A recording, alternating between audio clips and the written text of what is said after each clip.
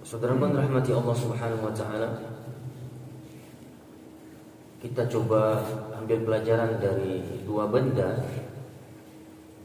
yang kita namakan benda itu dengan cermin dan juga teropong.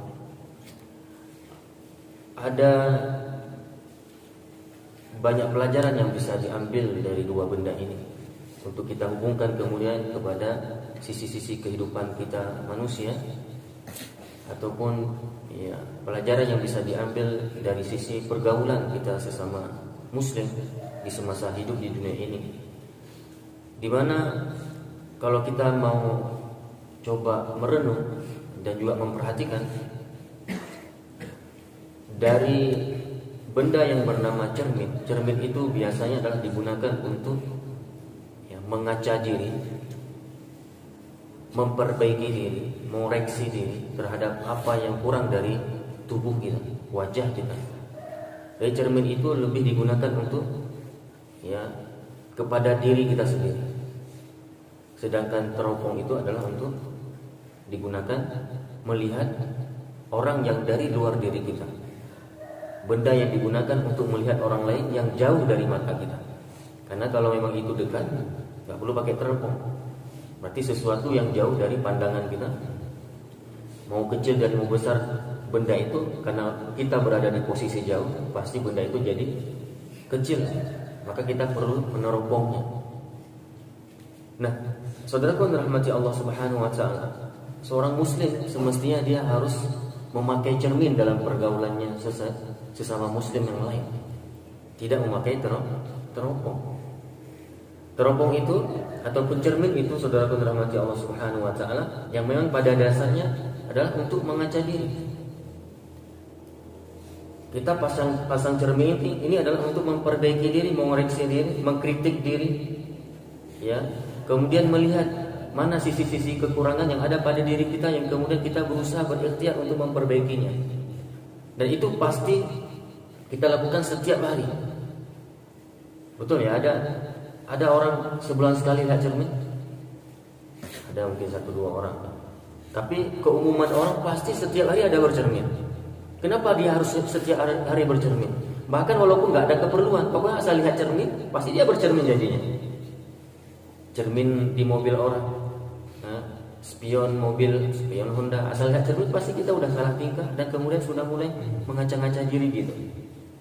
Dilakukan kapan? Setiap hari, apalagi kaum wanita, ibu-ibu, setiap hari pasti ada bercermin. Nah, semestinya seorang muslim ya seperti itu setiap harinya bercermin. Namun hari ini cermin yang kita gunakan yang untuk mengoreksi fisik kita, betul? Kekurangan yang ada di wajah kita. Dan kita langsung bergegas kalau ada sesuatu di wajah kita yang tidak elok dipandang, langsung kita perbaiki. Kalau ada sesuatu di wajah kita mungkin semacam jerawat, kita risih, memandang-mandang, lihat-lihat lagi udah sebesar apa, ya, udah mengecil belum nih jerawat, dilihat-lihat, dipegang-pegang, risih. Sebenarnya kita juga harus lebih risih ketika melihat kekurangan yang ada pada akhlak kita, iman kita, takwa kita, akidah kita, apapun yang ada pada diri kita, jiwa kita, harus dicermin, harus bercermin setiap hari. Kemudian habis bercermin ngapain? Harus risih kalau memang ada kekurangan. Harus membuat kita kemudian berusaha untuk memperbaikinya. Itu semestinya. Jadi bawalah cermin ke mana-mana, sehingga kita sibuk dengan diri kita sendiri, tidak sibuk dengan orang lain. Karena orang yang sibuk dengan orang lain itu orang yang sibuk meneropong. Jadi dia bawa teropong ke mana-mana. Kalau dia bawa teropong, apa yang terjadi? Dia hanya sibuk melihat orang yang dari jauh. Ya, yang salah pun kecil terlihat pasti. Sehingga di mana-mana pakai teropong. Ada nggak teropong kemudian dia meneropong diri? Aneh ya, kalau ada teropong kemudian digunakan untuk meneropong diri, nggak ada.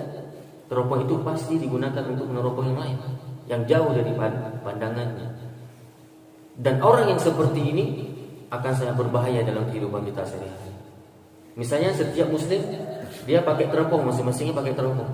Jadi saya meneropong orang meneropong saya. Jadi seperti itu, hidupnya saling meneropong. Ini akan sangat berbahaya sebenarnya. Sehingga kita tidak lagi sadar terhadap kekurangan yang ada pada diri kita masing-masing. Kita sudah tersibukkan dengan meneropong orang lain. Nah, saudaraku yang dirahmati Allah Subhanahu wa taala, maka kita sekarang harus belajar memperbaiki dan mengkritik diri sendiri. Karena memperbaiki dan mengkritik orang lain itu tidak perlu belajar. Perlu nggak belajar untuk mengkritik orang lain? Nggak perlu. Yang kita perlu belajar adalah bagaimana kita untuk mengoreksi diri. Belajar.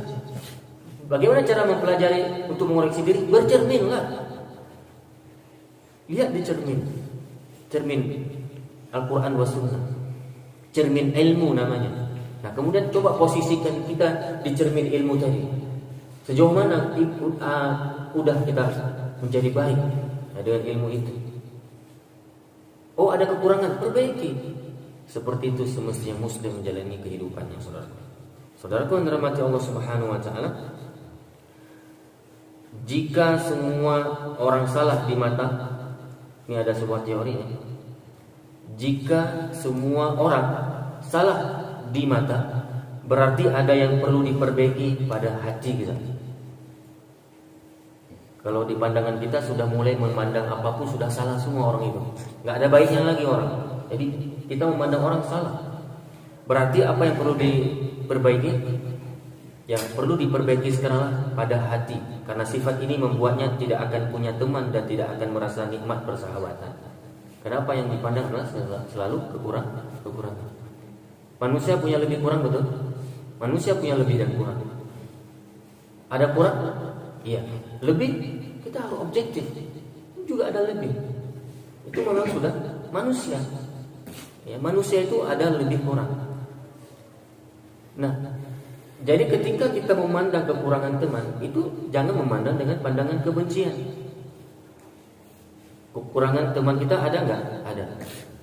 Kita pandang dengan pandangan apa kekurangan teman kita? Jangan dengan pandangan kebencian. Karena apa? Kalau kita memandang pandangan teman kita dengan pandangan kebencian di saat kita melihat kekurangannya, kita juga manusia kan? Nah, kita juga punya kurang, maka kita juga harus siap untuk dipandang oleh orang dengan pandangan kebencian. Kalau seperti itu teorinya, dalam pergaulan sehari-hari, dalam kehidupan ya pergaulan muslim, maka setiap orang pasti punya kurang, dan ketika kita melihat kekurangan orang lain, kita pandang dengan pandangan kebencian, dan orang itu pun memandang kita dengan pandangan kebencian ketika melihat kekurangan kita, maka hidup ini hanyalah menebar kebencian di mana-mana, dan kita pasti tidak akan pernah siap untuk hidup. Tidak akan pernah siap untuk hidup. Dan orang itu dipastikan tidak akan pernah punya sahabat, teman dan saudara. Fudail bin Iyad rahimahullah pernah berkata apa? Man talaba akhan bila aibun sara bila akhan. Barang siapa yang mencari teman yang tidak memiliki kurangnya, dia telah memasang diri, memasang niat, keinginan, aku baru berteman dengan seseorang kalau dia tidak punya kurang. Kalau punya kurang, aku nggak akan berteman. Kalau itu prinsip dia berteman, bersahabat, bersaudara. Apa kata Fudail bin Iyad? Man talaba akhan bila aibun, siapa saja yang ingin bersaudara, berteman dengan tanpa ada kekurangan pada teman itu, sara bila akhun, maka dipastikan ini orang tidak akan pernah ada persaudaraan dalam hidupnya. Dipastikan ini orang tidak akan pernah dia dapatkan teman dalam hidupnya. Ya, barang siapa yang mencari teman yang tidak memiliki aib, sungguh ia akan hidup sendiri tanpa teman. Betul kan? Karena semua punya kurang. Mau cari yang sempurna tak ada. Begitu saudara-saudara mati Allah Subhanahu wa taala. Maka ya seseorang tidak boleh sudah merasa baik. Karena kalau sudah merasa baik, sulit untuk diperbaiki dan memperbaiki. Karena sudah merasa baik. Orang kalau sudah merasa baik, kemudian coba kita bilang dia salah, dia terima kesalahan tersebut? Enggak, karena sudah merasa baik. Orang kalau sudah merasa baik, maka orang ini sangat sulit untuk kemudian diperbaiki. Ini saudara-saudara rahmati Allah Subhanahu wa taala. Coba kita perhatikan kemudian bagaimana perkataan Abu Hurairah radhiyallahu anhu. Ya, salah seorang dari kalian dapat melihat kotoran kecil di mata saudaranya, tetapi dia lupa akan kayu besar yang ada pada matanya. Ya, hadis ataupun ini terdapat dalam Adabul Mufrad, ya, Imam Al-Bukhari. Betul ya, kadang kita bisa melihat kotoran kecil yang jauh dari pandangan mata kita. Itu gara-gara pakai teropong tadi. tapi ada kayu yang di depan, kayu besar di depan mata kita, nggak memandangnya lagi.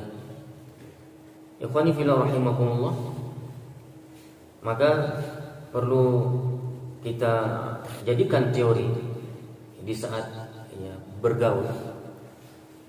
Jadi sebaik-baik aku, lebih baik dirimu. Seburuk-buruk kamu, lebih buruk aku. Kalau kita merasa baik, anggap aja ada yang lebih baik lagi, sehingga kita tidak lagi merasa lebih baik, karena ada orang yang lebih baik. Ketika kita melihat ada orang yang buruk, anggap aja kita yang lebih buruk, aman. Ya, terbaik di hadapan Allah. Nggak perlu kita merasa terbaik di hadapan orang, nggak perlu menampak-nampakkan kebaikan. Kita ingin terbaik di depan Allah. Kemudian terburuk pada diri sendiri. Kalau kita sudah merasa paling buruk, nggak akan pernah kita melihat-lihat lagi keburukan orang. Kenapa? Ketika kita melihat keburukan orang, nampak keburukan orang pada diri kita, ya, dalam pandangan kita sudah merasa diri terburuk, sehingga kita tidak akan lagi memandang keburukan orang itu dengan berlebihan kebenciannya, karena kita sudah merasa paling buruk. Dan ketika bergaul dengan manusia biasa-biasa saja, nggak perlu sombong. Karena apa? Kita ingin terbaik di hadapan Allah, sehingga terjagalah keikhlasan ini. Kita terburuk di hadapan diri sendiri, sehingga terjagalah dari memandang keburukan orang, karena kita adalah paling buruk. Dan ketika bergaul dengan manusia, kita akan menjadi manusia yang biasa-biasa saja. Ini yang dapat kita bahas di kesempatan kali ini. Mudah-mudahan ada manfaatnya. Kita padai dengan doa kafaratul majlis. Subhanakallahumma bihamdika asyhadu an la ilaha illa anta astaghfiruka wa atubu ilaik. Wa akhiru da'wana alhamdulillahi rabbil alamin. Wassalamualaikum warahmatullahi wabarakatuh.